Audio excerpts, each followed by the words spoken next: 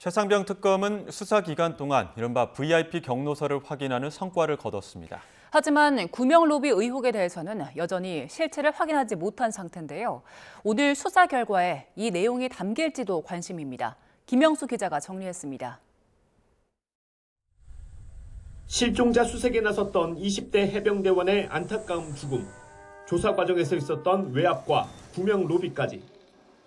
최상병 특검은 지난 7월부터 용산 대통령실에 가려졌던 의혹을 수면 위로 끌어올리기 시작했습니다. 순직해병 특검은 철저하게 실체적 진실을 규명하기 위해서 최선을 다하겠습니다. 가장 먼저 특검은 국방부 조사 결과가 뒤집히기 시작한 2023년 7월 31일 수석 비서관 회의를 파고들었고, 조태용 당시 국가안보실장을 포함한 대통령실 관계자들 소환 조사에서 2년 전 VIP 경로서를 확인했습니다. 혹시 경로 이후에 최혜병 사건 이첩보류 관련 지시도 있었습니까? 조사할 때 다 제가 아는 대로 다 진술했습니다.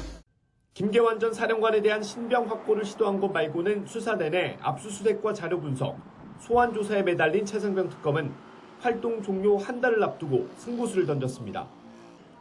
임성근 전 해병대 1사단장과 이종섭 전 국방부 장관을 포함해 모두 7명에 대한 구속영장을 한꺼번에 청구했습니다.